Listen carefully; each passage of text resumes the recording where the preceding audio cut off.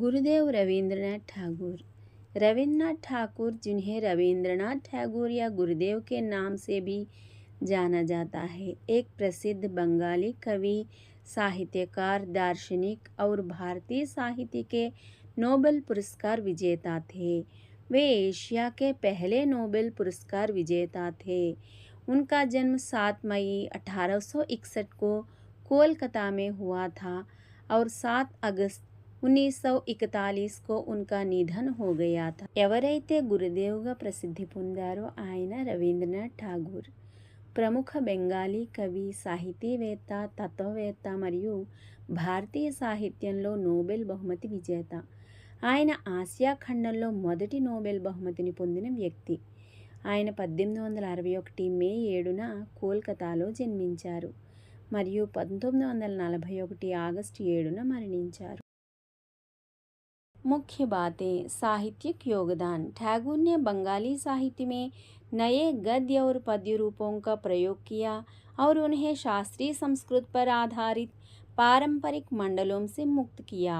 రవీంద్రనాథ్ ఠాగూర్ గారి గురించిన ముఖ్య విషయాలు: సాహిత్యంలోని కృషి. ఠాగూర్ బెంగాలీ సాహిత్యంలో కొత్త గద్య పద్య రూపాలను పరిచయం చేసి వాటిని సంప్రదాయ సంస్కృత ఆధారిత నమూనాల నుండి విముక్తం చేశారు. రాష్ట్రగాన్: उनकी 2 रचनाएं 2 देशों का राष्ट्रगान बनी. भारत का राष्ट्रगान जनगण मन और बांग्लादेश का राष्ट्रीय गान ఆమార్ సోనార్ బాంగ్లా. జాతీయ గీతాలు: ఆయన రాసిన 2 కవితలు 2 దేశాల జాతీయ గీతాలుగా నిలిచాయి. జనగణమన భారతదేశం యొక్క జాతీయ గీతం కాగా ఆమార్ సోనార్ బాంగ్లా అనేది బంగ్లాదేశ్ యొక్క జాతీయ గీతముగా నిలిచింది. नोबेल पुरस्कार: 1913 में उन्हें साहित्य के लिए नोबेल पुरस्कार से सम्मानित किया गया था. उनकी प्रसिद्ध कृति गीतांजलि के लिए. నోబెల్ బహుమతి: 1913లో ఆయన రచించిన ప్రసిద్ధ కవితా సంకలనము గీతాంజలికి నోబెల్ సాహిత్య బహుమతి లభించింది.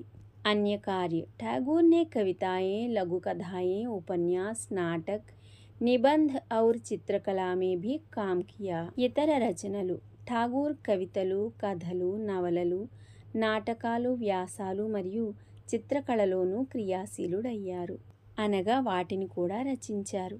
विश्वविद्यालय: उन्होंने शांति निकेतन विश्वविद्यालय की स्थापना की, जो प्रकृति के सानिध्य में शिक्षा प्रदान करने के लिए प्रसिद्ध है. విశ్వవిద్యాలయము: ఆయన శాంతినికేతన్ అనే విశ్వవిద్యాలయాన్ని స్థాపించారు.